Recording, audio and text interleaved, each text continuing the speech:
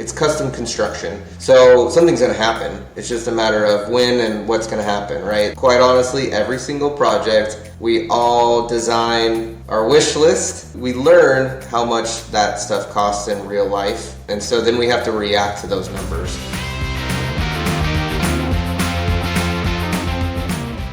Welcome to today's episode of Unconventional Materials. This is episode 7, and joining me today from Denomy Design is Mr. Allen Denomy himself. Allen, what's going on, man? What's going on? Thanks for having me. Allen, I'm super stoked to talk to you. I know that you were joining me from the beautiful state and beautiful city of Tucson, Arizona. Is that right? Correct. Right on. Well, Allen, this is a different type of conversation that I feel like I would have usually, hence the name Unconventional Materials, right? That's mainly because you're not a general contractor. You are a landscape designer and / architect, if I'm not mistaken. Is that correct? Not a registered architect, no, but we do landscape designs, primarily residential, but we do some commercial redevelopment and more on the conceptual side. Well, Allen, I just kind of want to frame the conversation here. One big part of what I want to talk to you about is the relationship between designers and general contractors in 2024 and kind of moving forward, your experience working with GCs and kind of how GCs should view working with an experienced designer like yourself. But before I obviously get into all that information, I want to learn about the man himself. Like what kind of led you to pursue this path as a designer? I've always known I wanted to be some sort of designer. You know, I always loved art and creating things as a kid, you know, and gardening. So as I, went through school and tried things out, I kind of locked into this field. It just naturally or organically took me into this type of field, some sort of architecture. And I love nature and camping and all that good stuff and plants. So it just was a perfect fit to take all of that and create a career out of it. And then when was the aha moment? Because it sounds like 2009 is when you started. And then you were working for who up until you started Denomy Designs? So I started working in 2009 after I graduated from the U of A here in town. And my degree was in studio art, actually. So I had a minor in environmental science, so that's soil, water, plants, all that good stuff. And then art was my major, studio art. And so then I got a job for a landscape contractor in town.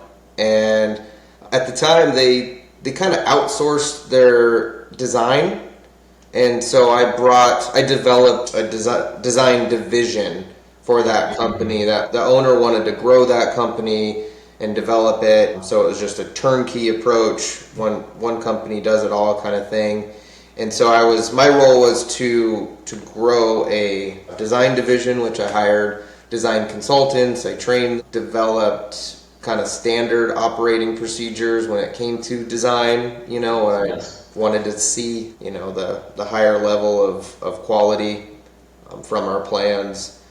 And got a lot of experience, working with the contractor, learning pricing, learning about that side of the industry, learning about construction. I knew an okay amount going in, but being that, deep in it, you learn, obviously a lot more. And you learn, things like what you want to keep doing, and you learn things like that you don't want to do. And so I got to a point where I wanted to branch off and start my own company, which we focus on the design only. So we do sell that so the client can own the plan.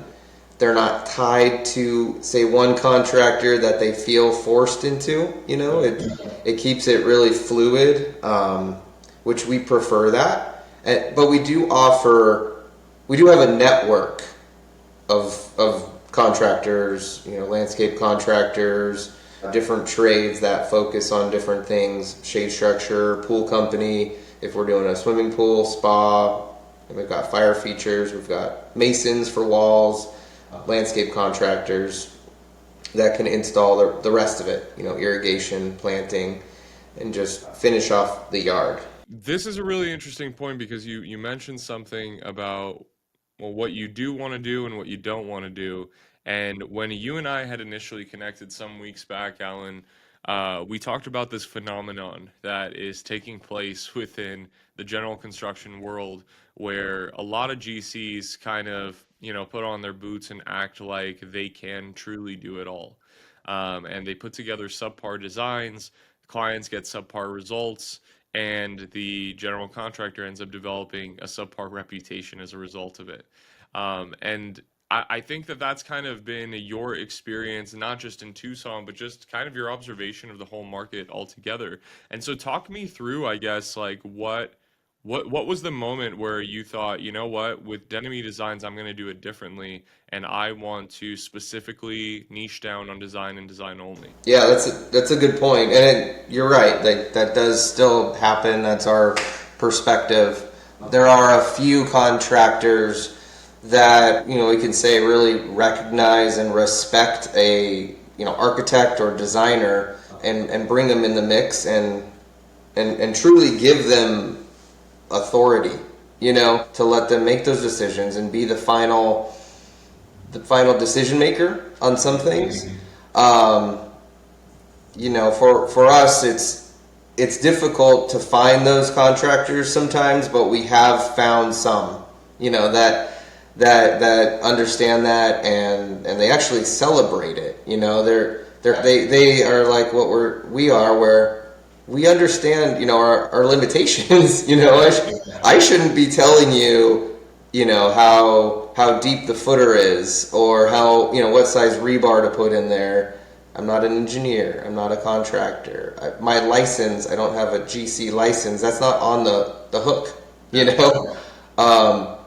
But at the same, the flip of it is, when the contractor starts talking about, well, if this was my house, I'd love 5 mesquite trees right here, and or that really shouldn't be that high. It should be a little bit lower in regards to earthwork, topography changing and things like that. So yeah, I mean, it really is an important thing. I think, as a lot of people say, stay in your own lane. We want to stay in our lane, and we like when others, stay in their lane, and it helps develop a team instead of just one person trying to do everything, because we only have a certain bandwidth.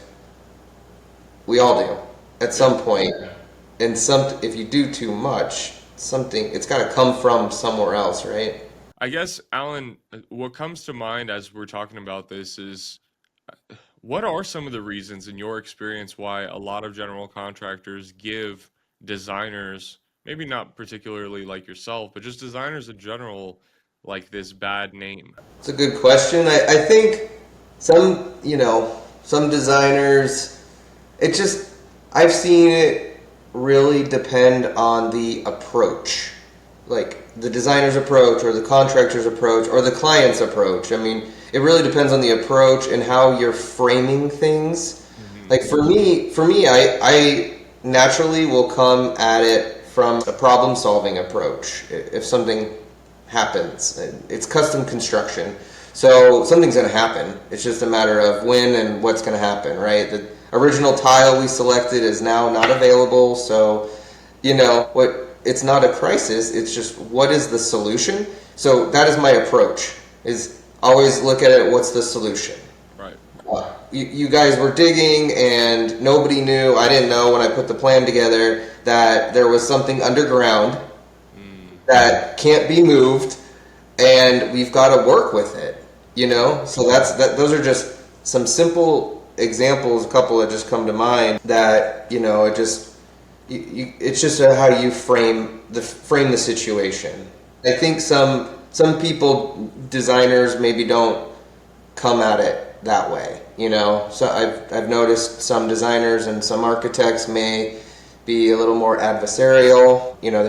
They may come after the contractor and blame the contractor and say, oh, it's your fault, and it's more of a finger pointing, or whatever the issue may be. I think it really does stem down to that. So I guess it's a long answer to your question, but Uh, I I think think that's it does. probably why they don't like us very much is, we can, I guess we can be really detail oriented and we can also be a little bossy, you need to Sure. redo that, you need to change this, and obviously that costs more money and they're always going, well, who's going to pay for it, right? Well, of course, who's going to pay for it? So again, how do you approach that, and that's a delicate situation is that, okay, well, if this does cost more money, you are obviously involving the client and you give the client the choice. You Yeah. know, do you like it this way? Do you want to enhance it? Like I said, the tile example, that tile is not available, but this tile is, and the contractor's going, oh, but that's twice the cost, or it's more expensive than the allowance. Okay, well, that's okay. Maybe the client loves this new tile.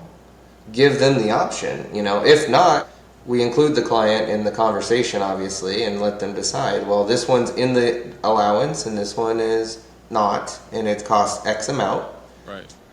and you go from there. It's not the end of the world. What comes to mind as you're saying all of this is like thinking about what makes a successful partnership with a general contractor. And I think that in my experience working with so many general contractors all across the US, the one common thread that I commonly hear is that they have in some sort of way a communication breakdown that takes place with the designers that they're working with, right? That's the first thing. The second thing is you mentioned the detail oriented part, right? For GCs, they're just like these aren't necessary details, right? They're details that are coming up that are only going to cause more hardship, difficulty, and pain to the client. And I'm actually going to go off and say that my feeling from that is the reason why a lot of GCs even say that in the first place is because they have not set up a proper communication channel with their client, meaning that they have not they have not set up the frame to be that they can speak to their client about anything and everything, especially about changes all throughout the process, so that it doesn't come up as a surprise. And so that being said, question back is Alan, like what do you think truly makes a successful general contractor and designer partnership? I think you just said it there is communication. I think 98% of issues can and would have been happened with proper communication, and maybe we throw in expectations in there too. Managing expectations, like what do you expect from your designer? If we're in the contractor role, what do I expect? Do I expect them to be on site, at particular moments during the construction? If that's the case, make sure that is lined out in some sort of an agreement, with the contractor and the designer, so that both parties obviously understand what to expect or what not to expect. Like, Right. I don't get involved with paint color selection. I don't know. That might be some sort of expectation, and a contractor could be looking at me and going, "Well, we need those paint colors. Where are those paint colors? We can't paint the house. Now we're not. Now we're behind on the schedule. And now there's some hostility. Right. Because they're expecting something and I'm expecting something." Right. I guess the thing that I'm kind of thinking about now is what could that look like? I mean, in a perfect world for you, Alan, let's say a general contractor does have a project and there isn't a design that's been put together for the homeowner yet. I mean, what would the ideal scenario look like for you from a designer's perspective if a general contractor said, I have this project on the table?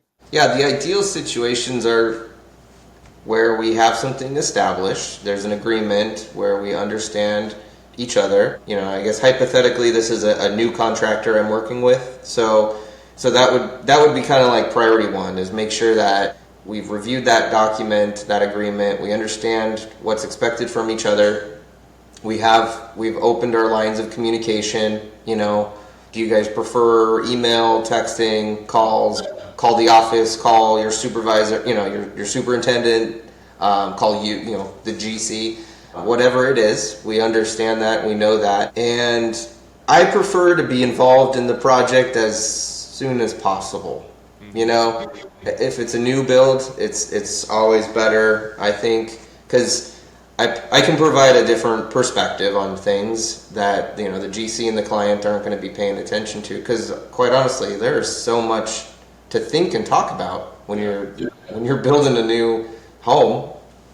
You know, and so yeah, I like to be involved, you know, from the get go, and then from there, you know, just I can kind of take a back seat, you know, and let the architect and let them work, but then occasionally chime in here and there for, say, hardscape and pool and spa, because those are basically, in my mind, they're kind of second to the architecture. Sure. You know, architecture is going to set the framework of, you know, theme, style, you know, what's the scale of this structure, and then the pool and the spa and hardscape and other elements like that are going to start to define and program the rest of the space, you know, our outdoor living spaces.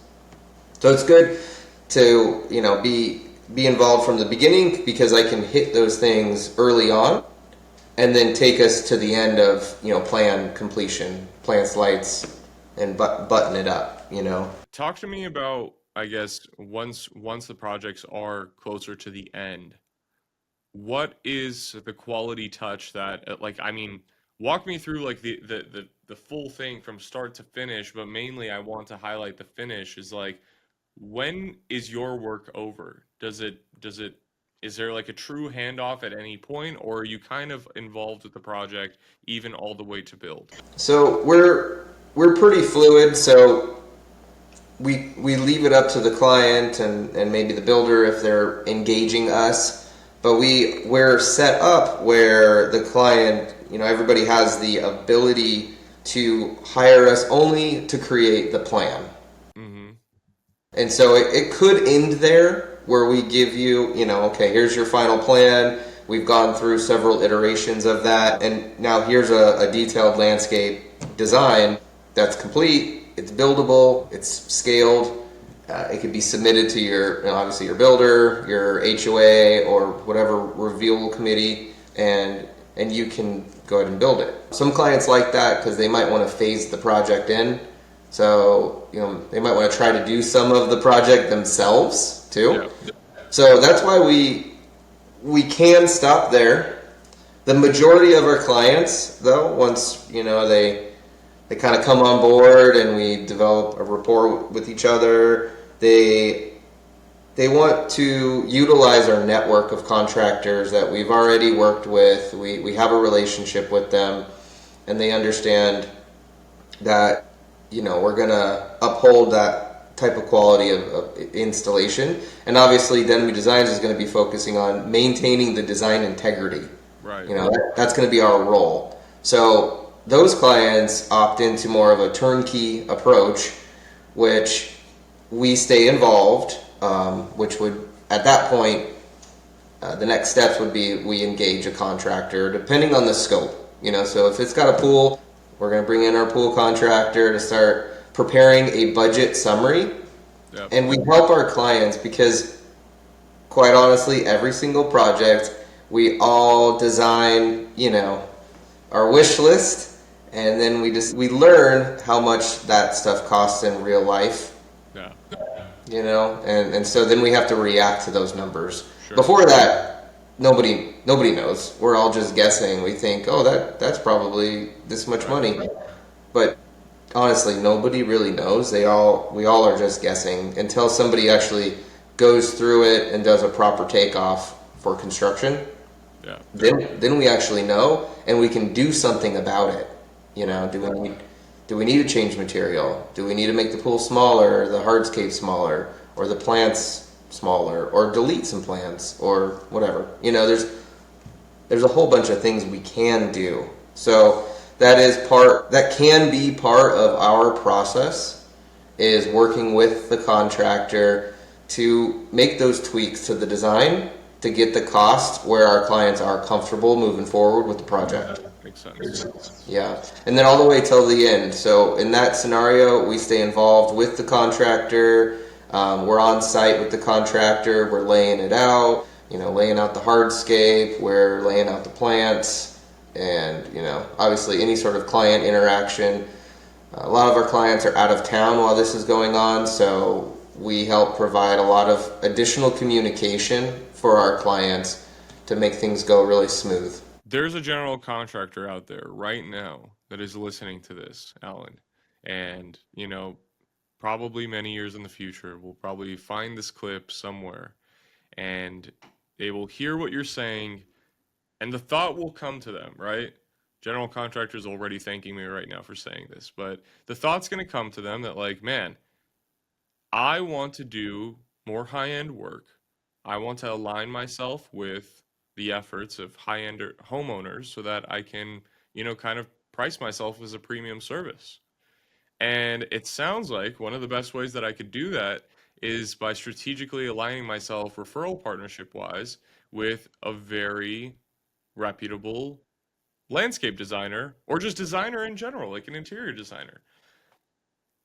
How important is that? Number one, Alan. And then the second question that I'll ask is what can a general contractor do to stand out and be part of a network like your network or any other designer's network? Yeah, good questions. I think yeah. So the first question, just starting out like a new contractor. Um, just trying to stand out and be different in the high end market. Just communication. We talked about that. Connecting with quality designers. Networking. We talk about that in other industries. That makes sense. In our industry, it makes a little bit of sense. We don't have a lot of mixers, to meet other builders and designers, but you can go online. If you're new to a market or you're a new contractor just getting started, um, online obviously, publications like magazines in the area, high-end magazines. Um, you'll find a whole bunch of different architects and designers in there. But for me, I would think the ones that stick out and are continuous, you're going to see their work. You're going to see a backlog Right, of their work. right. Because I think the quantity you could probably go find a whole bunch, like a numbers game. You could probably find a whole bunch of designers, and they may have say a couple high end projects, like three, or five, Yeah. but they might not have a backlog, and so maybe reach out to them and develop. They might be just like you as a new contractor getting started, and there's nothing wrong with that. We all get started, but maybe just have them as an option, but also look for those seasoned designers, interior designers, absolutely. And quite honestly, I would say if you're trying to be high end, be picky. Mm, I think that's really important to have your standards and don't give, just for a project. Like, oh, I might get this build if I just, whatever, cut my cost or something.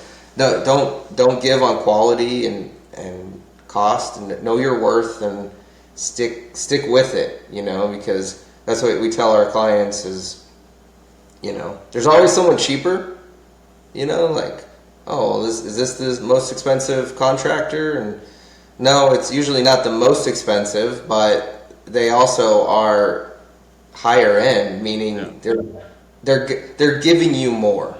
You yeah, know, you can get a cheaper guy, always a cheaper guy, but what are you giving up? That's what the scary thing is a lot of times you don't know what you're not getting yeah, in that situation yeah, until it's too late.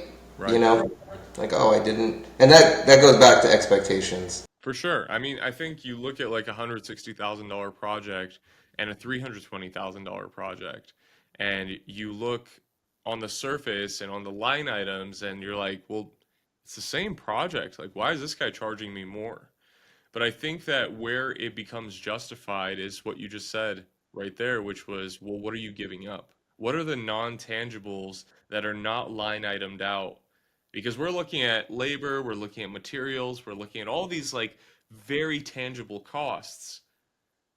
But what we're not taking into consideration is how did he show up when he came and gave me this bid, right?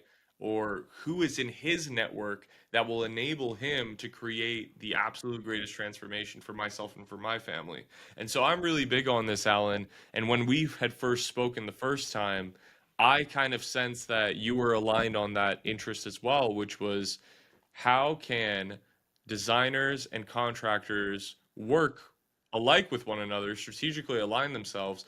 But number two, how can they create the absolute best end product for the homeowner that they're working with? And I think that a lot of times homeowners, they kind of get stuck in the what's the price mentality.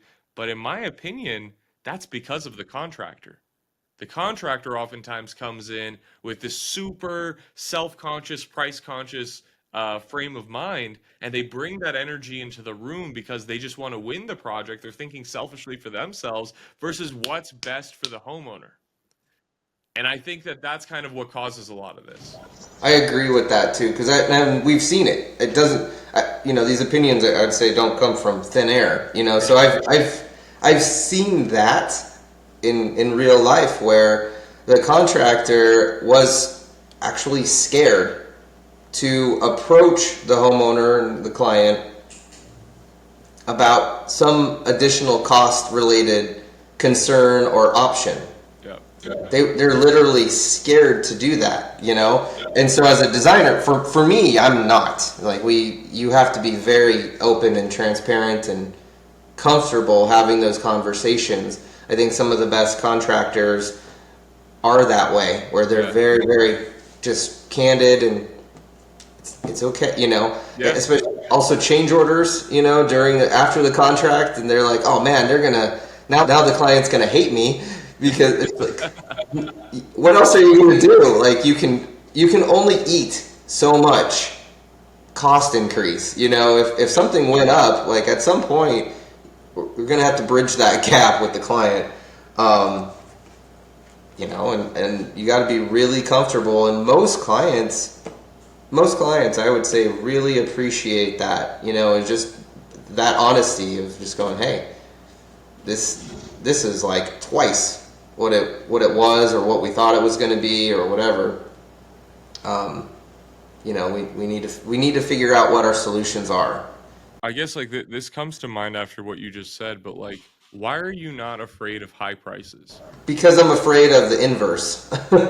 I've seen when the lowball guy gets the job, or what I've seen what gets cut to get the job. Some of the contractors that are so competitive and they'll cut, and you're looking at their number going, I don't even think you can buy the material. That's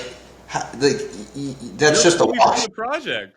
Yeah, that's just a wash. You must just be you're giving that away to get something else, right? Your margin must be somewhere else in this scope, because you're definitely not making anything on this particular piece. And when that happens, the homeowner at that time, early on, is excited. Yay, I'm saving $2,000 or $20,000, it could be that much. And that's what's scary, is that later down the road, you're actually dealing with the client and, like you said, the stuff that isn't tangible. You didn't see and you didn't, have a line item for, which is, how often will they answer the phone when you're making your phone calls or your emails? How long do you have to wait for a reply when you email them, right? Is it that day, or is it 2 weeks from now? Do you get a reply? And what's their response? Were they proactive, and do they have a solution already for you, or are you hitting them like they have no idea what you're talking about? Yeah, kicking the can down the road, giving you excuses, blaming it on subcontractors. I mean, I have a whole list of items that I could share here, and you could probably relate to it. But that's kind of, sadly enough, I feel like this lower standard is just kind of becoming the new standard of way of operating in the residential construction world. Has that kind of been your experience too, Alan? Yes and no. I mean, we do. Luckily, we do have the occasional client that understands what we're talking about. They truly trust us that we know what we're talking about. Like we're not just making this stuff up. This comes from somewhere. This is important stuff. Hmm. And they may say, some of them may say that it's also important to them, but their actions may speak differently. They may just be like, this guy's cheap, and he's definitely cheap. We're gonna take a chance, on him, and so in that situation, those aren't guys we work with. Right. So in that situation, that's why we're set up where we can just you own the plan, and if you want to go that route, please don't involve us as much. But quite honestly, we get those phone calls down, even from those clients, and we still try to do our best. I mean, we're not involved, and there's no compensation, but it just feels so bad because we did develop a relationship, and I want to see the best, and I want the project to come out nice, and I try, but that's why I'm more worried about the low price. Your work is evidently justified. For those of you who don't know, Allen has been featured in Tucson Lifestyle Home and Garden. He's been featured in Phoenix Home and Garden. This was even if you date it back to 2014, if I'm not mistaken, right, Allen? Yeah, I don't know the first publication. I know it started doing the work around '09. Started practicing. Right. So I don't know the first publication, but yeah, there's a few different ones. Allen, I think Allen can put. There's a lot of credibility behind Allen's words, and there's a reason why I brought him on the show. And so, for any general contractor that wants to learn more about Allen's work and how he operates, how he does things, I will link his website in the description below. Feel free to connect with Allen on his website as well, or you can reach out to him directly. Allen, is there anything that you want to shout out or anything that you want to make people aware of about Denomy Designs or just about you in general? No, I think that sounds good. If you're interested, if anything sparks your interest or anything, check out our site. Check out any other platforms online, like house.com or something. We've got a profile there. You'll see even more work on that one. And then, if you want to chat, just reach out and maybe we can build a mutual beneficial relationship. Love it, Allen. Thank you so much for coming onto the show. You guys just watched episode 7 of Unconventional Materials. Thank you guys so much for watching. If you haven't subscribed just yet, or if you're not following the podcast, go ahead and do that below or wherever it is on the screen, and we will see you on the next episode. See you, Allen.